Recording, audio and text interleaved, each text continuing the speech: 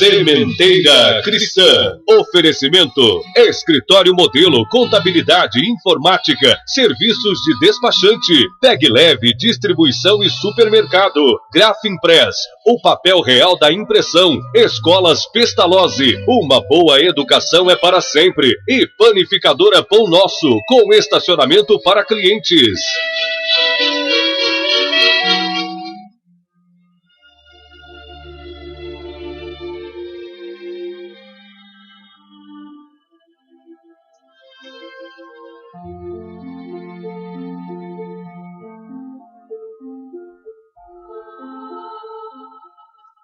Amantíssimo Mestre e Senhor Jesus, suplicamos Tuas bênçãos para o humilde trabalho de divulgação do Teu Evangelho.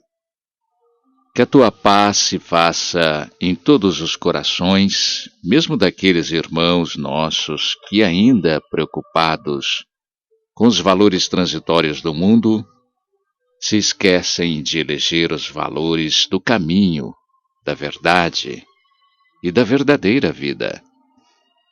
Faze, Mestre amigo, que a Tua palavra, guia infalível na senda da luz eterna, seja-nos o despertamento para a Tua verdade, única e infinita.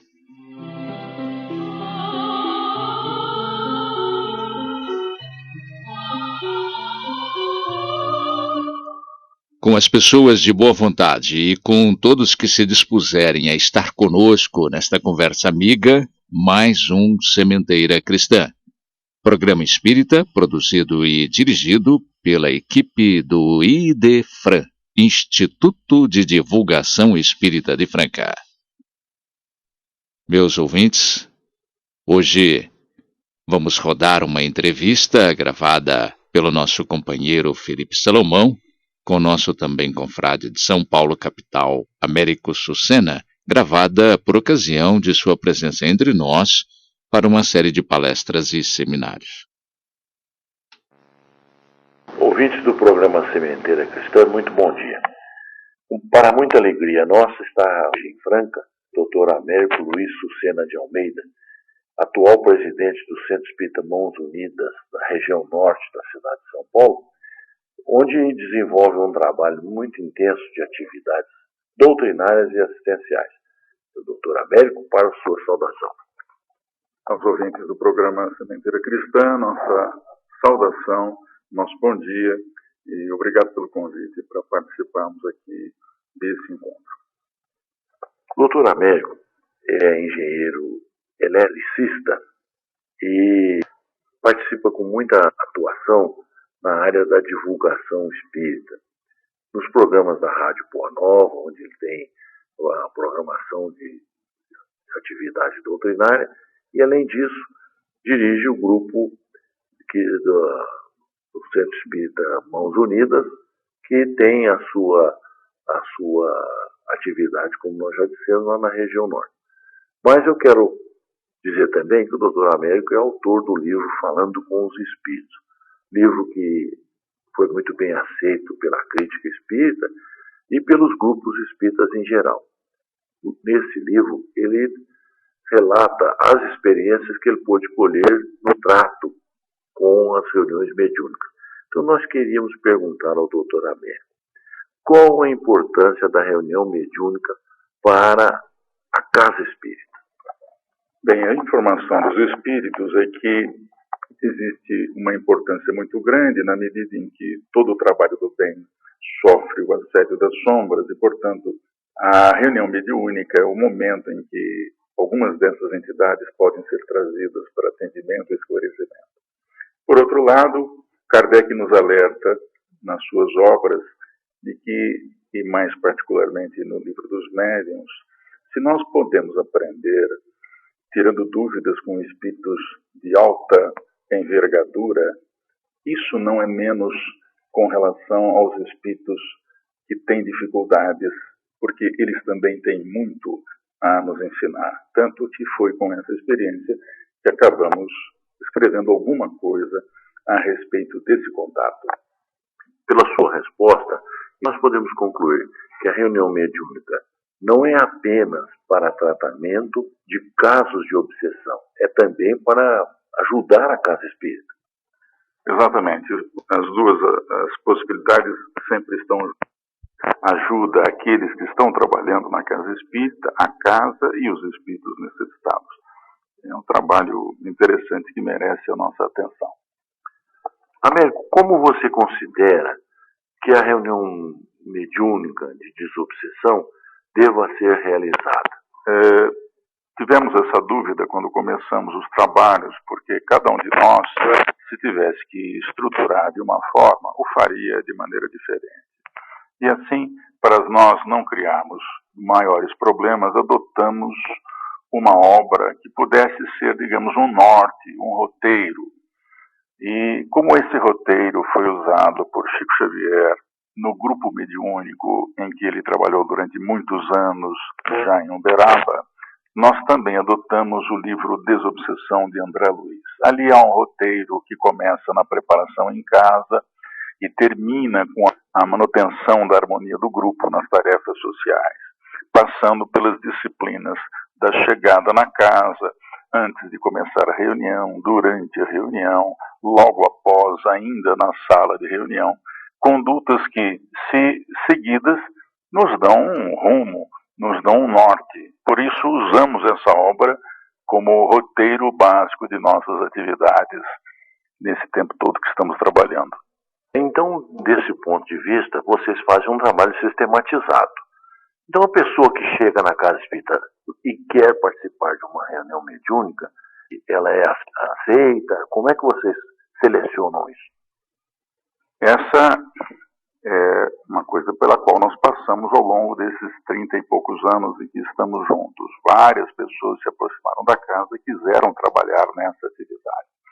Acontece que a atividade mediúnica, ela exige um preparo anterior no conhecimento espírita e também na conduta.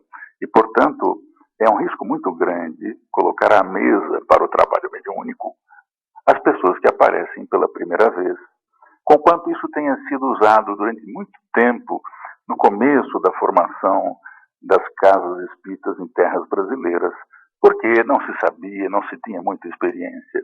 Mas, de qualquer forma, hoje, nós precisamos tomar cuidado, porque senão nós vamos ter problemas lá na frente. Enfim, todos podem trabalhar, mas na atividade mediúnica há pré-requisitos, que são, pelo menos, um conhecimento mínimo da doutrina e um treinamento, é claro, para se avaliar da capacidade ostensiva da mediunidade, porque ela pode ser muito embrionária e não produzir nenhum resultado. Estou falando aqui da mediunidade falante ou da psicofonia, que é aquela utilizada em reuniões de desobsessão ou, como costumam chamar também, de atendimento espiritual. Diante do que você está falando, como é que fica aquele caso que a pessoa com uma mediunidade muito aflorada, muito ostensiva, chega à casa espírita? Bem, isso é comum, acontece, várias pessoas que trabalham na nossa casa passaram por isso. O que nós normalmente fazemos quando aquela sensibilidade está muito aflorada e a pessoa ainda não conhece doutrina, é fazer o tratamento de fluidoterapia para que os espíritos, de certa forma, atenuem as percepções por algum tempo. Não é possível isolá-la da influência permanente, definitivamente, mas os espíritos podem fazer isso, isolá-la por algum tempo, enquanto ela se prepara e conhece um pouco mais doutrina. E nós temos vários casos de pessoas que chegaram com a mediunidade até ostensiva e hoje trabalham normalmente sem nenhum problema. Mas é preciso educar a mediunidade, né? Porque ela tem muita mediunidade que ela pode ser admitida sem cuidados mínimos, por exemplo, de conduta durante o trabalho. Você falou em pré-requisitos. Quais são esses pré-requisitos mais especificamente? E falando da conduta da pessoa, nós sabemos que a doutrina espírita não é fiscal nem delegado de polícia. Como é que fica isso? Bem, critérios nós temos alguns. Primeiro, a pessoa se apresenta mostrando um interesse pessoal em, por exemplo, trabalhar na mediunidade. Alguns não querem trabalhar na mediunidade, estão apenas interessados em conhecer mais. E o curso básico é exatamente para fornecer esse material. Os primeiros 3 anos para conhecer minimamente a doutrina e o último ano de exercitamento mediúnico. Para aqueles que querem mesmo trabalhar na mediunidade, há pré-requisitos, portanto. Para estudar, não, apenas o interesse em estudar. Mas, como tem muita gente interessada em trabalhar e tem poucas vagas, porque há uma limitação, inclusive física, não só de dias na semana, como de espaço à mesa, então é preciso ter critérios que façam um elenco de quesitos que favoreçam esse mais do que aquele menos, enfim. Então, o curso básico ele tem que ser frequentado com uma frequência mínima. Essa frequência ela depende muito do tamanho do grupo. Isso é como nota de vestibular.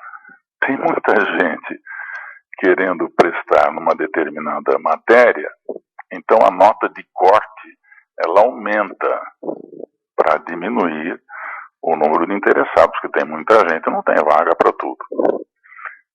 Então, se tem muita gente no grupo fazendo o curso, nós aumentamos a frequência 70%, 80%. Se tem menos, lá para 60%, 65% tá bom. E vai por aí afora. Porque você não pode admitir alguém que vá a 20% das reuniões e que se diz interessado em trabalhar mediunicamente e não aparece para estudar.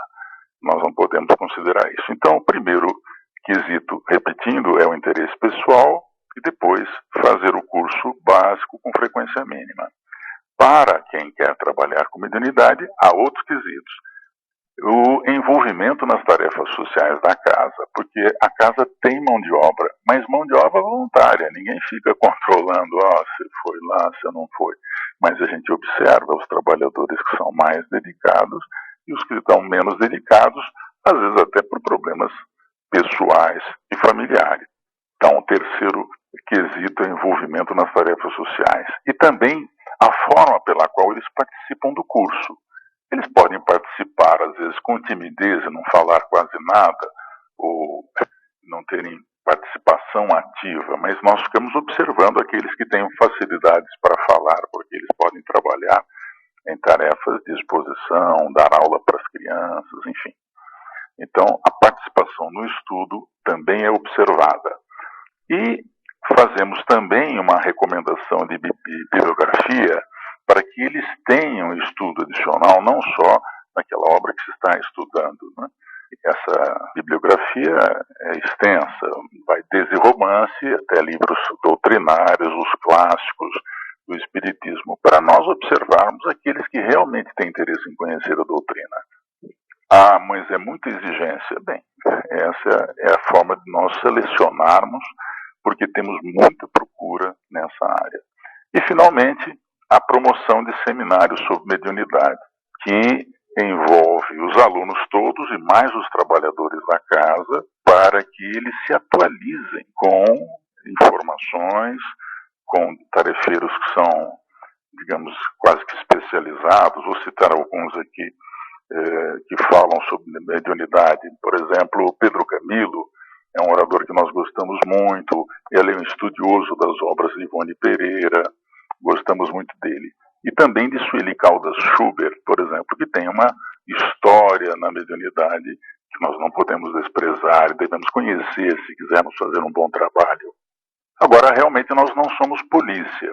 Por exemplo, quando a gente estuda o livro Desobsessão, que é um dos quesitos no curso, lá André Luiz fala que a gente tem que tomar cuidado com a alimentação, com o que a gente fala, com a conduta, enfim. Agora, nós não vamos perguntar para o sujeito se ele comeu carne, se ele tomou um copo de vinho. Nós não vamos ficar fazendo o trabalho de polícia ali. Ali é por conta do sujeito perante aqueles que nos autorizaram a presente encarnação na tarefa mediúnica. Porque se alguém nasceu com essa tarefa, é justo que alguém avalize. Mas a pessoa vai responder isso em outras instâncias que não a nossa aqui da Terra. Américo, mais especificamente, como eu trato com os obsessores? Os obsessores são um caso à parte do tratamento, do atendimento aos espíritos, né? Porque requer mais atenção daquele que faz o trabalho de esclarecimento. E nós estudamos lá no centro algumas condutas no trato com espíritos agressivos. Entre elas, podemos citar a primeira, é nunca, jamais fazer qualquer acusação. O atendimento a espíritos necessitados, normalmente quando são espíritos perseguidores, não é uma sessão de julgamento. Não se julga ninguém. Portanto, ouve-se-lhe a história. E quando nós nos preocupamos com a história dele, muitas vezes os espíritos se interessam pelo nosso interesse e não ficam desconfiando que a gente está lá para dizer o que ele tem que fazer ou deixar de fazer. Então, essa conduta que tem que ser assim, você precisa parar com isso, até fazendo coisa errada, isso é uma conduta que não resolve. Se resolvesse, todo mundo usava e dava certo. Mas exatamente o que acontece é o contrário. É só observar o resultado de um atendimento nessa base, na base da acusação. Outra coisa é, por exemplo, ouvir com muita atenção uma história e fazer perguntas. A pergunta, então perguntar não ofende. Você vai perguntando ao espírito em torno daquele assunto que ele começou a falar, mas sem acusação. Também não pode ser com ironia. São perguntas para entender o problema. Por exemplo, ele disse que está se vingando de um grupo que o prejudicou. Interesse-se pela história dessa pessoa. O que eles fizeram para você? O que aconteceu? Ah, eles me escravizaram. O que mais? Ah, eu cheguei a morrer por causa deles. E agora você está descontando. E aí entra um outro critério, depois da pergunta, é que o mundo espiritual tem os registros na mente do sujeito de tudo que ele fez. E eles conseguem fazer isso aflorar.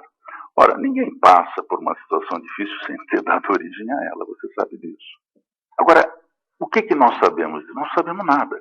Então isso é trabalho de parceria. No caso de obsessores, você não consegue fazer isso sempre sozinho. Você precisa da ação dos espíritos, que, segundo o livro Instruções Psicofônicas, mensagem 44, investigam profundamente os aspectos ligados à vida daquele sujeito, para exatamente destacar alguns pontos que ele não lembra e que ele desconhece, para serem lembrados. Então, quase sempre, quando você sugere a visão de alguma coisa, não diz o quê, porque quanto mais se informa, mais eles têm medo. Você vai ver alguma coisa, sem falar exatamente o que é, porque também a gente não sabe. E aí eles tomam contato com vidas passadas, onde também escravizaram, onde também se viciaram. Então, com isso, a pessoa fica frente a frente os próprios erros e o próprio sofrimento. E quase sempre compreende por que passou por aquilo. Agora, o assunto é vasto. Há casos que nós documentamos, e muitos deles estão relacionados no livro, que são interessantíssimos para serem lidos. Todos nós podemos aprender com isso. Eu recomendo que a gente pense bem a respeito desse assunto, porque ele é muito delicado. É talvez o ponto mais difícil do atendimento a espíritos perseguidores. Américo, por tudo que você está colocando, nós podemos concluir que, na prática mediúnica, é indispensável o estudo e o preparo. Sem dúvida. Fazer isso sem estudo e sem preparo significa, e Kardec usa exatamente esse termo, colocar um aprendiz de química no laboratório sem nenhuma informação. Ele vai botar aquilo pelos ares se ele não souber um mínimo de teoria. Agora, precisa de prática também. Então, em nossa casa, temos um treinamento para esclarecedor, um seminário, inclusive. Ele chega a ter 12 horas de experiências e de técnicas que podem ser usadas. Alguém pode falar assim, eu vou mais na minha intuição. Ok, você vai ao médico que só usa a intuição, ou você vai no médico que conhece procedimentos profundos, faz vários procedimentos na medicina. Então, é bom que o esclarecedor conheça procedimentos. Não vai usar todos, mas vai usar alguns. E quanto mais procedimentos você souber, mais você desenvolver pela sua experiência, melhor. Américo, vamos mudar um pouco a tônica da nossa entrevista. Vamos deixar o estudo da obsessão e vamos passar para o projeto Imagem, que é realizado pelo Grupo Centro Espírita Mãos Unidas. O que você nos tem a falar sobre o projeto Imagem? Bem, o projeto Imagem nasceu de uma grande frustração. Em 1964, um grupo em Santo Antônio da Platina, no Paraná, Sociedade Espírita Leopoldo Machado, e dois jovens idealistas, Aldrevando Góes Ribeiro e Misael Garbim, tiveram essa ideia. O Misael era um bom desenhista, e o Aldrovando era um bom falador, bom palestrante, e ele gostava de usar imagens. No Espiritismo não há imagens, muito ao contrário do que acontece, por exemplo, no protestantismo, que faz desenhos e até filmes. Há muito recurso para isso. Nós conhecemos vários produtos dessa. Eu mesmo cheguei a usar desenhos infantis para contar das histórias de Jesus feitos pelos protestantes. Bem, quando eu soube que havia uma experiência espírita nessa área, em 60 e alguma coisa, eu fiquei fascinado. Eu tornei espírita em 65 e comecei a trabalhar na área de evangelização. Usávamos imagens tiradas de revista, colocadas nas cartolinas, usávamos as figuras recortadas num flanelógrafo com lixo atrás, você deve ter lembrança disso, para contar as nossas histórias, do nosso jeito. Mas quando eu soube desse trabalho com slides, eu fiquei fascinado. Na época não tínhamos recurso, eles já tinham lá umas 40 histórias. Eu tinha muito interesse em comprar isso e nunca consegui, porque quando eu tive dinheiro, mandei uma carta para Santo Antônio da Platina e o projeto já tinha sumido. Eles não conseguiram, por alguma razão que eu não sei. Imagino que financeira, porque eles produziam não só as imagens slides, como gravavam a palestra. Então você podia passar a palestra sem um orador ali. Aí, com essa grande frustração, colocamos como intenção, como projeto, um dia fazermos desenhos que contassem, por exemplo, as obras espíritas. Pensou você poder falar de um livro como O Nosso Lar, Os Mensageiros, Os Missionários da Luz, com imagens do livro para contar alguns episódios, porque não dá para contar tudo, é muita coisa, né? Muito bem, anelamos isso por 20 anos. 20 anos depois, surgiu um primeiro desenhista espírita que nos ajudou com a primeira história. Fizemos um resumo do livro, descrevemos as cenas que nós queríamos e foi feito o primeiro trabalho. Assim começou o projeto Imagem. Nasceu de uma frustração. E como é que está hoje o projeto Imagem? O projeto Imagem começou para todos os efeitos em 1995. Hoje nós temos 25 histórias e há uma predominância, um foco predominante nas obras de André Luiz e Emmanuel. Mas há outras obras, por exemplo, que já foram ilustradas. De Ivone do Amaral Pereira, pretendemos fazer todas as histórias delas. Tivemos tempo nessa encarnação, acho que não vai ter. Mas fizemos Memórias no Suicida, é um livro que me empolgou, é um livro que interessa aqueles que falam com espíritos em reuniões de tratamento, porque surgem suicidas e é bom a gente conhecer o drama dos suicidas. E do Jacó, você conhece o livro Voltei, uma preciosidade de informações sobre a vida espiritual, acompanhando desde o momento da morte até as tarefas que ele começa a desenvolver na vida espiritual. Mas o foco era realmente a obra de André Luiz. Então fizemos Nosso Lar, fizemos Os Mensageiros, Missionários da Luz foi o nosso segundo trabalho, então foi feito só o episódio da reencarnação de Sigismundo, mas a ideia é refazer isso com o livro todo. Fizemos a segunda metade do livro Obreiros da Vida Eterna, só dos episódios de desencarnação, está faltando a primeira parte. Terminamos há pouco, está na fase de montagem da sequência dos desenhos com vários efeitos especiais. O Mundo Maior, já temos também o Entre a Terra e o Céu, o Sexo, o Destino e a Vida Continua, e ainda está faltando o Ação e Reação. Na obra de Emmanuel só falta o Ave Cristo, mas pretendemos fazê-lo também. Ainda com referência ao projeto Imagem, como é que faz para a pessoa adquirir as ilustrações dos livros de André Luiz e outros livros? E isso é subsidiado? Alguém subvenciona? Como é que é isso? Muito bem, o desenho que é feito por profissional desenhista. Vários profissionais trabalharam para nós, pelo menos até agora 6 deles. O que tem mais trabalhos desenvolvidos para nós, em função até de uma certa disponibilidade maior, é Moser Couto. Mas há outros companheiros, como o Rodival Matias, que foi o nosso primeiro colaborador na área de desenho, e outros companheiros também nos ajudaram. Esses custos, eles não fazem pintura mediúnica, não é? Eles têm que fazer uma cena. Claro que nós descrevemos as cenas antes, mas eles precisam imaginá-la. Depois fazer um esboço a lápis. Atualmente já usam um computador para fazer a pintura.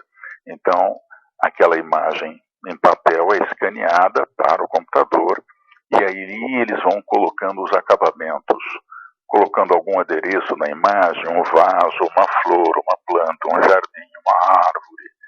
E depois nos mandam esses desenhos em preto e branco para avaliação e nós devolvemos com autorização ou não para a pintura definitiva.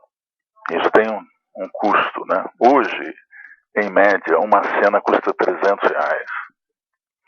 Você tem ideia de um trabalho que está pronto, não foi lançado ainda, que tem 66 cenas, que é o No Mundo Maior, a R$300. Ela custa 19.800 a história.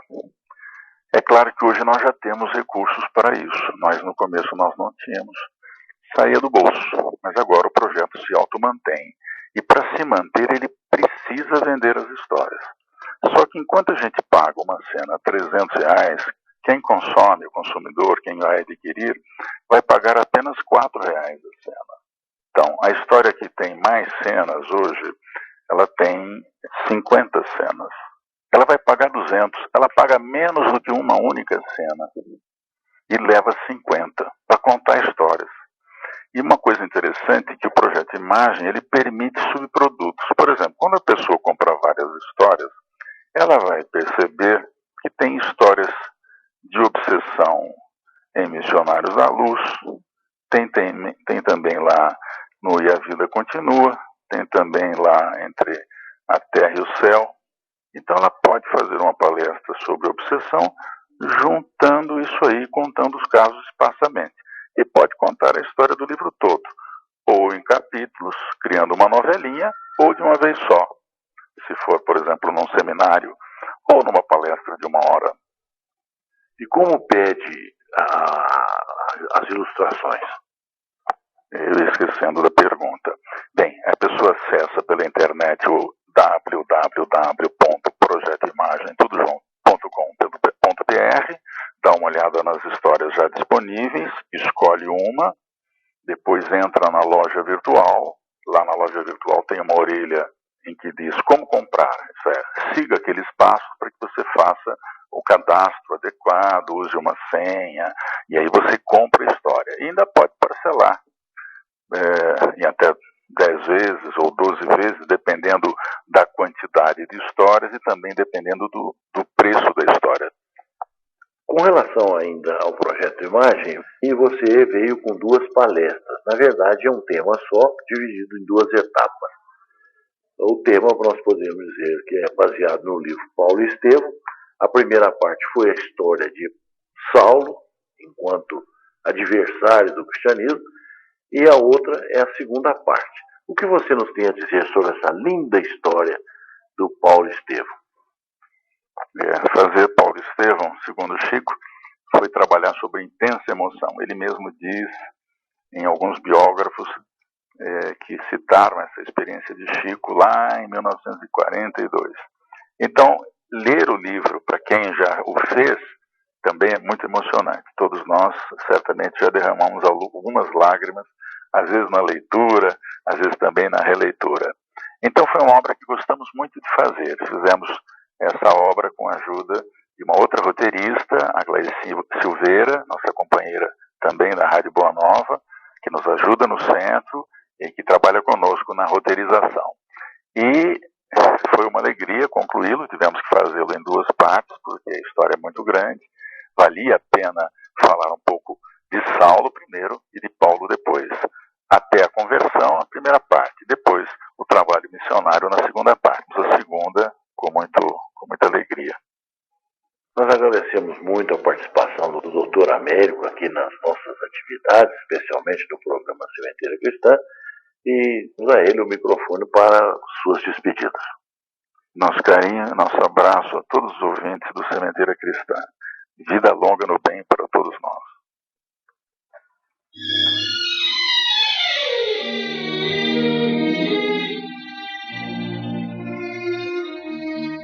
Estamos apresentando Sementeira Cristã. Oferecimento: Escritório Modelo Contabilidade, Informática, Serviços de Despachante. Escritório Modelo Centro e Estação. Pegue Leve Distribuição e Supermercados. Cesta Básica, Produtos de Limpeza, Descartáveis, Sucos em Pó e Líquidos. Melhores preços para sua empresa. Distribuição Rua Carlos de Vilhena 4270, Vila Imperador. Televendas 16 3707 2870. Loja Estação, Rua Voluntário Mário Mazzini, 1902, fone 16 3723 2888. Escolas Pestalozzi, Educação Infantil, Ensino Fundamental, Ensino Médio. Agende uma visita, fone 3711-0100. Pestalozzi educa, humaniza e faz crescer. Escolas Pestalozzi, uma boa educação é para sempre. Acesse www.pestalozzi.com.br.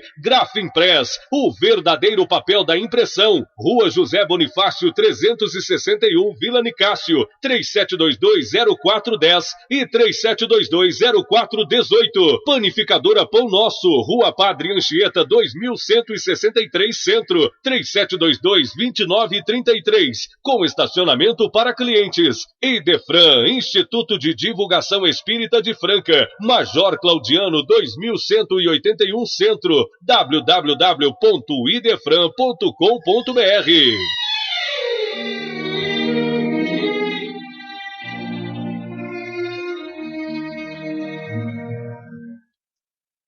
Na área de calçados ou agronegócios, a CHB cuida dos seus sistemas. CHB, dia após dia, cuidando dos sistemas que cuidam da sua empresa.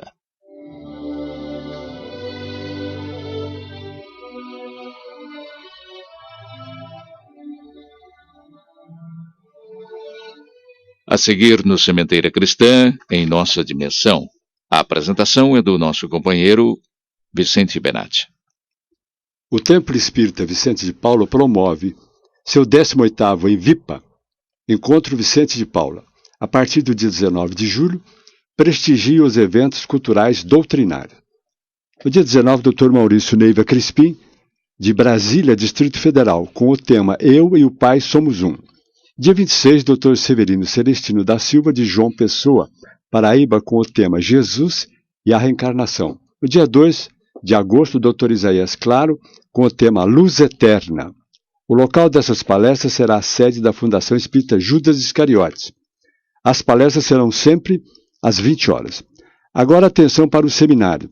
No dia 19 de julho, Dr. Maurício Neiva Crispim, com o tema Deus, onde está o Pai que filho não vê? Horário das 14 às 17 horas do sábado, das 9 às 13 horas do domingo, local Fundação Judas Iscariotes. No dia 26 de julho, o Dr. Severino Celestino da Silva, com o tema A Bíblia e a Origem do Evangelho segundo o Espiritismo, também na Fundação Espírita Judas Iscariotes.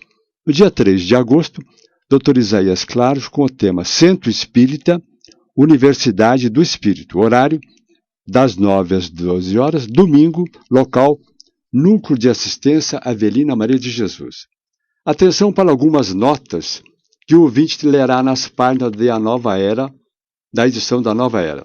Um otimista, crescente quanto à abrangência da ciência espírita, toma-nos conta da mente curiosa, talvez sob inspiração de mais alto, porque, quando se intensifica o processo de transição do nosso planeta no rumo da regeneração, vêm-se engrossar as associações de profissionais de todas as áreas da ciência, sob variadas denominações, que, congregando juízes, médicos, advogados, engenheiros, psicólogos, etc., voltam-se para a concentração de esforço na pesquisa das leis que nos regem a vida.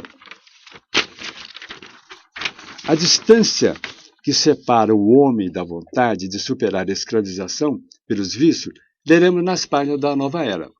A distância que separa uma alma que ainda se acha posicionada na inércia ante uma decisão que haverá de tomar um dia para livrar-se do terrível inconveniente da escravização por vícios que lhe comprometem as belezas da vida, não se mede em centímetros, quilômetros ou milhas, mas em segundos, minutos, horas ou séculos, segundo o grau de sensibilidade e eventos psíquicos edificantes experimentados pelo viciado.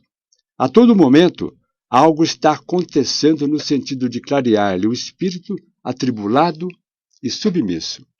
Quantas tentativas de ajuda externa são recusadas por um viciado até que a profundidade do poço lamacento se lhe mostre reconfortável e ele de irresistível incômodo físico ou moral? O Centro Espírita Esperança e Fé, conhecido a Nova Era, trabalha com departamentos assistenciais e atende diferentes segmentos da comunidade. Creche Maria da Cruz, Farmácia Homeopática Militão Pacheco, Roupeiro Maria Barini, Curso para Gestante e Campanha da Fraternidade Alta de Souza. Concluiu com a presença de expositores, professores de núcleos espíritas da cidade, um estudo completo sobre o livro Céu e Inferno, ou A Justiça Divina segundo o Espiritismo. Hoje, a convite de Carmen Maria de Oliveira Souza, presidente, anuncia que todo último domingo do mês ocorrerá neste centro espírita palestras proferidas por médicos da AME, Associação Médico Espírita, com temas relacionados à medicina e espiritismo. Hoje, dia 29, a partir das 20 horas, estará presente o Dr. Marcelo Moricochi, que falará sobre o tema perdão. Aguardamos então a presença do grande público para essa grande palestra. Rua José Márcio Garcia, Rua Campos Salles, 1993. Registramos alguns fatos de passamento da nossa cidade. A residência de Lourdes e Antônio Geron, a Rua José Márcio Garcia, 395, e Felizvino de Lima, é uma referência para artistas que a utilizavam como uma espécie de camarim. O teatro iniciava atividades nessa época. Inauguraram, de alguma sorte, novas dependências da reforma e revitalização daquele sodalício e utilizaram pela primeira vez o elevador daquele prédio. Casal modelo de convivência, esportistas, sócios da Sociedade Italiana de Franca, com a tradicional festa Nossa Senhora da Querupita, festa ecumênica e tradicional da cidade de Franca. Registramos o passamento da Lourdes Geron, solidariedade ao Antônio Geron e familiares. Carlos Lonardi, confrade, assíduo à frequência no Centro Espírita Esperança e Fé, morador da Rua Voluntários da Franca, 615, alegre, sempre bem-humorado, exerceu durante longa data serviço à la carte na área de alimentação e petisco do Internacional Futebol Clube. Sentimentos em nossa fraternidade cristã, a sua querida família. A Sociedade Espírita de Restinga está recebendo hoje o Instituto Arte e Vida, que apresenta agora, às 9 horas, o texto em Otote, original de César Augusto de Oliveira. Durante a realização do 11º Congresso, 11º Fórum Espírita através da Abarte, foi lançado o livro O Romper do Casulo, um olhar sobre 25 anos do Núcleo Arte Espírita de Santa Catarina. Autores Rogério Felizbino da Silva, José Ronaldo Pereira Júnior, Eduardo Mendes da Silva. O Romper do Casulo é mais uma obra importante a acrescentar à nossa convivência com a arte.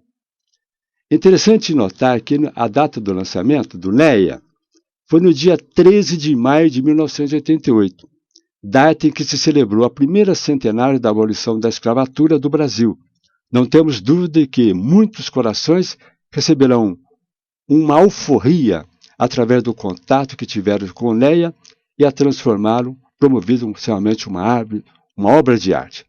A esses nossos companheiros, através do Cláudio Miranda Martins, presidente da Associação Brasileira de Artistas Espírita, nós desejamos sucesso a esse novo lançamento.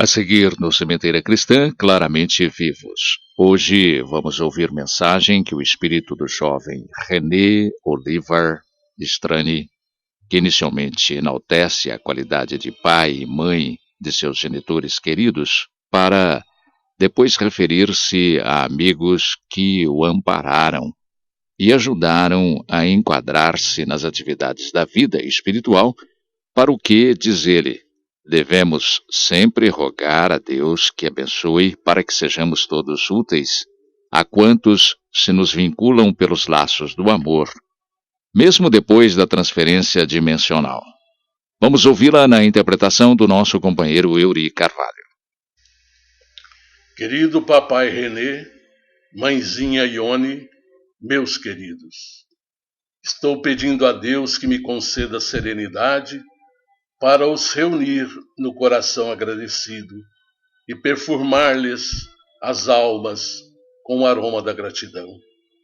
A emoção que me empolga, e não sei se manterei a lucidez para dizer tudo o que eu trago nos sentimentos saudosos. Vovô Valério e vovô Gildo me ajudaram na experiência nova, a fim de podermos entrelaçar as nossas emoções, demonstrando que a ausência física não é distância, e o nosso amor cada vez é mais forte na direção do tempo, que passa lento, que passa rápido, testando as nossas resistências. Aprendi com você, papai, a ser forte e rijo, e aprendi com mamãe, a melhor mãe do mundo, a ser dócil e emocional. Por isso, eu reúno os dois sentimentos na mesma expressão da alma para beijar as mãos de vovó, agradecendo seu carinho que não cessa e a sua oração que não se interrompe. O vovô, jubiloso nesta noite de festa, a abraça, unido à querida Tatá, com a mesma vibração de gratidão e alegria pela bênção do nosso encontro festivo. Não estranhe a experiência psicofônica, mas a desejei neste último dia de outubro, mês tão significativo para nós, evocativo dos 29 anos em que vi a luz solar pela reencarnação, bendita, nos braços da mamãe. E o olhar enternecido do meu velho, lá no recuado 1º de outubro de 1959. Quero agradecer-lhes as homenagens dirigidas aos sofredores na festa aniversária do nosso perene carinho. Passo pela tela da imaginação a via Anhanguera ensanguentada e em companhia do Serginho aqui conosco, sob o amparo do irmão Ângelo, que nos hospeda na sua comunidade Ribeirão Pretana. Dizer que estes largos, curtos anos de separação carnal somente nos aproximaram da verdade e da vida. Meu querido pai, o seu exemplo de fé e de vigor e as suas orações com mamãe na minha sala, fitando as evocações das minhas variadas fases da vida, nas fotografias que marcaram épocas de nossas vidas, transformaram nossa casa num santuário. E aqui o Monsenhor Siqueira estabeleceu um verdadeiro reduto de amor e de paz para com o Monsenhor Vinhetas poder atender aos sofredores que chegam até nós, provenientes da terra, com o coração despedaçado e a alma angustiada. Retiram energias balsâmicas no nosso santuário, para depois remover esses recém-chegados para as respectivas colônias de recomposição. Marta, querida, as nossas preocupações continuam, mas as bênçãos de Deus não cessam nunca. Beija suas mãos e o seu coração, algumas vezes sofrido, nos testemunhos que as circunstâncias nos brindam, e lhe peço fortaleza de ânimo. Estamos juntos com a nossa querida Irene, com a Zizi, com a Cristina, nesta obra de edificação da felicidade da nossa querida família. Não desanime, Marta. Dificuldade é desafio e problema é teste para o crescimento. Raia novo dia de esperança para você. Guarde alegria na sua alma. Reconsidere alguns valores e de mãos dadas vamos adiante. Com que júbilo eu vejo nosso lar enflorescido nesta noite. São tantos amigos, o cônego Barros aqui, evocando os dias formosos da igreja de Ribeirão Preto, abençoando a nossa família. O irmão Ramos, verdadeiro exemplo de trabalhador, do bem, na arte da ciência de educar. A professora Eufrásia, veneranda, dando-nos lições ininterruptas de vida e de vigor, para que os nossos sentimentos se voltem para Deus nesta oportunidade ímpar da nossa existência. Amigos abençoados participam conosco neste culto de prece, mas, sobretudo, de evocação e de saudade que o tempo não apaga. Mãezinha querida, quando eu ouço seu coração, e como sei que ainda existem dias muito difíceis para você, o seu filho não se afasta. E quando a depressão e o problema parece que vão esmagá-la, eu me ajoelho aos seus pés e lhe digo: aguenta o tranco, mãezinha, porque a vida nos surpreende sempre com os inesperados convites à reflexão. Continuo orando pela Bel e vejo o René III, o meu filho que vocês souberam dignificar, oferecendo parte da minha vida, sem cogitarem de quaisquer consequências que não parecem importantes. Ante o dever, papai, você é o homem íntegro e nunca me esquecerei dos seus conselhos, do seu exemplo e da sua coragem em enfrentar as circunstâncias. Quando viajei aos Estados Unidos, em Coral Gables, mantive as experiências que me consolidaram o caráter e me preparei para viver a vida que melhor condizia com a nossa situação. Você continuava como o meu modelo, mamãe continuava como a minha rainha, e as irmãs queridas, o meu entusiasmo e hoje, vendo a Tatiana crescer nos desafios da atualidade, eu quero dizer que participo das nossas orações confiadas em Deus. Você pôs no nosso coração, papai, a luz da verdade e a aparente negligência que nós, os jovens, tínhamos para com as informações que herdamos do vovô Valério pela sua boca, nunca ficaram esquecidas nas horas difíceis. Quando vovô e vovó Conceição pôs as mãos generosas sobre mim e eu senti as mãos da mamãe me acariciando no leito do despertar da vida, tudo que eu aprendi em casa me voltou à memória, dulcificando a saudade, falando-me de esperanças que o tempo iria confirmar. Por isso, pedi a Deus que, em vez de usar o lápis, eu pudesse usar a emotividade, experienciando nesta oportunidade o convívio ainda mais intenso para me ajoelhar na evocação dos vivos, porque não estamos finados na vida, e lhes agradecer com uma coroa de mirto, com que se homenageavam os heróis na Grécia e na Roma antiga, dizendo: Deus o abençoe, meu pai. Deus a abençoe, mãezinha. Deus abençoe a Tatá, a vovó, a Marta, os corações amigos da nossa reunião, tão pequenina e tão rica de luz, onde tenho aprendido a solidariedade, onde tenho aprendido o serviço anônimo, como Serginho com os amigos da nossa comunidade espiritual. Quero lhe dizer, papai, que estou estudando num curso para aprendizagem que o acidente interrompeu no corpo, mas não impediu de prosseguir na vida.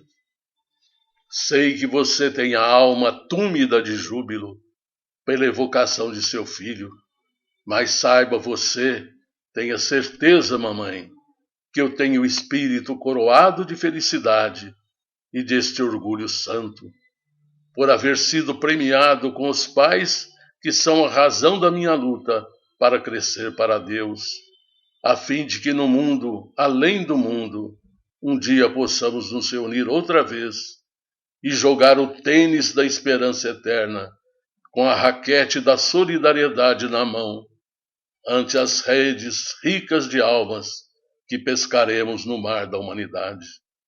Meu querido pai, eu quero lhe agradecer a homenagem do estádio, onde o seu coração e dos amigos se lembraram de pôr o meu nome, a fim de que a memória do seu filho, sempre viva, permaneça conclamando outros jovens a crescer sadios, sem a vinculação do vício, sem a escravidão da droga e sem a perturbação do denegrir das almas. Não passei incólume pelo mundo, mas não deixei um rastro de lama para que as suas mãos apressadas pudessem limpar. No coração da Abel, Deus me permitiu deixar uma semente, para que os seus braços amigos, mesmo sofrendo, pudessem ver a perpetuidade do seu Renezinho, dando prosseguimento à nossa família nesta área da sucessão dos tempos. Quero agradecer a todos os amigos que são da família, ao José Luiz, que as circunstâncias espirituais, de alguma forma, colocaram junto aos seus corações queridos pais, numa lembrança do filho varão, e agradecer a todos que aqui estão contribuindo para este momento de festa, e suplicar é a palavra ao Pai Criador, que nos mantenha unidos para sempre, tornando-nos pilotos de segurança para os de passos vacilantes, alavanca para os caídos e socorro para os que estiverem à borda do abismo. Querido papai René, minha mãezinha Ivone, que posso dizer que já não tenho dito, quando as palavras são tão pobres para expressar emoções. Vocês me têm hoje mais vivo do que quando no corpo estávamos lado a lado. Sentem-me mais do que quando viajávamos, sorríamos e projetávamos planos para o futuro. Seu filho não chegou a atingir o campeonato maior, mas atingiu a glória de ser campeão da vida, não deixando a bola cair. Papai, depois da rede da cortina da imortalidade, continuo sacando com todo o vigor, certo de que do outro lado está sua mão forte para rebater a caridade que você tem sabido distribuir. Que lhe sejam abençoadas as horas do seu ritmo e que o coração de mamãe, jardim de flores, continue perfumando a existência em redor, em calma e paz, superando os desafios da vida, que são perfeitamente legais. Beijo a vovó, beijo a Tatá, e vou continuar indo no quarto para mexer com ela. Beijo a Marta querida, pedindo-lhe para que seja forte e vença esta nova etapa que Deus lhe está brindando. Beijo a mãezinha, num vínculo de eterna união, e beijo meu velho com este amor que não pode ser maior, porque ele já atingiu o infinito. Beijando a todos e entoando meu hino de vitória, num aperto de mão, depois de cada triunfo ou de cada perda na partida da vida, rogando a Jesus, o juiz por excelência, que nos dê ganho de causa em todos os empreendimentos e todas as flores da vida, pelos 29 anos e 30 dias do seu eterno Renezinho, René Oliva Strange.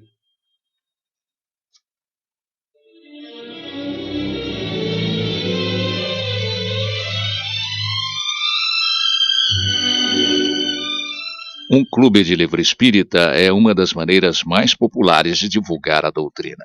E o Clube do Livro Espírita de Franca, administrado pelo Idefran, cumpre a tarefa de bem divulgar o espiritismo graças à quantidade de livros adquirida das editoras e distribuidoras, o que os tornam muito mais baratos. Um livro que muitas vezes custa mais de R$30 nas livrarias, no Clube do Livro Espírita de Franca você o adquire por apenas R$15, se retirado no Idefran. E com o acréscimo da taxa de entrega, você pode recebê-los no local que indicar.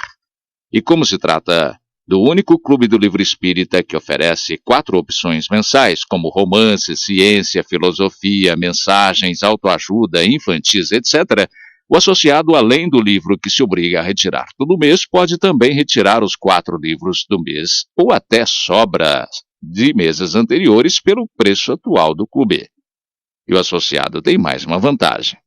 É o desconto de 10% em todas as compras que efetuar na livraria do Idefran. Se você reside em outra cidade, ligue área 16 37218282 ou envie um e-mail e saiba como fazer para receber seus livros pelo correio.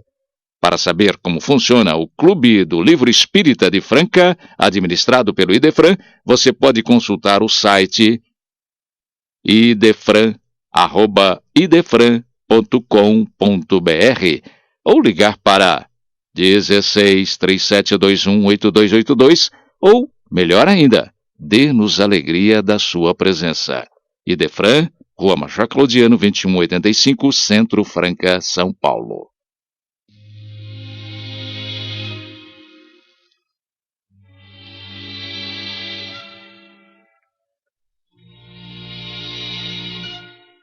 Ouvintes, é hora de pergunta e resposta. É a sessão deste programa que atende a perguntas dos ouvintes. Hoje ouviremos resposta à pergunta formulada pela nossa prezada ouvinte Ana Lúcia, Jardim Seminário. Ela perguntou à equipe do Idefran: na desencarnação por acidente, o perispírito fica marcado pelas lesões sofridas no corpo físico? Se afirmativa a resposta, o que seus entes queridos podem fazer para evitar que o espírito renasça em corpo defeituoso? Vamos saber isso agora, minha cara Ana Lúcia, e quem vai explicar é Divaldo Pereira Franco, através da série CDs denominada Divaldo Responde. Se a pessoa desencarnou vitimada por um acidente, do qual não teve culpa ou responsabilidade, não marca no perispírito. Quando eu citei aquele caso que vinha com a marca, era do suicídio. É um ato de autodestruição do corpo. Não temos esse direito. Mas quando é uma coisa que vem de fora e alcança, a pessoa se libertou de uma grave dívida. Não retornará com deficiência nenhuma, porque apenas o corpo ficou mutilado. O perispírito não vai mutilado pelo corpo, mas pela ação da mente. Se a pessoa é mentirosa, é caluniadora, é perversa, odeia, planeja coisas infelizes, ela está mutilando o perispírito na área mental. Se ela é cobiçosa, é invejosa, deseja que pertence aos outros, ou se ela gosta de acepipes ou disso ou daquilo, ela vai mutilando as áreas correspondentes, porque é a energia psíquica que desorganiza o campo vibratório do perispírito. As ações físicas não provocadas não atingem ao perispírito. Que fazer por este ser querido? Envolver em ternura, orar, dizer-lhe que tudo está bem, que permaneça em clima de paz e preparar-se para o reencontro, que certamente será muito feliz.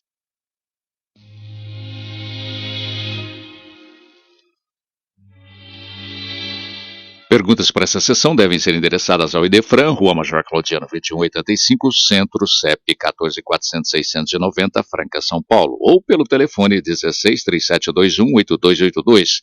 Ou você pode ainda perguntar por e-mail idefran@idefran.com.br. A mediunidade, para triunfar, precisa reconhecer que o amor fraterno é a chama capaz de purificá-la. Com esta séria observação do espírito Argeu Pinto dos Santos pela psicografia de Chico Xavier, encerramos o Sementeira Cristã. Agradecemos a todos pela audiência. Lembrem-se que o Sementeira Cristã pode ser ouvido também pela internet. Em tempo real, digite www.radioimperador.com.br. A qualquer hora, www.idefran.com.br. Apresentou este programa Eurípides Mendonça. Participação: Vicente Benatti, Euri Carvalho e Divaldo Pereira Franco. Áudio e sonoplastia: Luiz Gabriel. Inserção virtual: Antônio Carlos Essado. Fiquem agora com a celebração dos nossos irmãos católicos.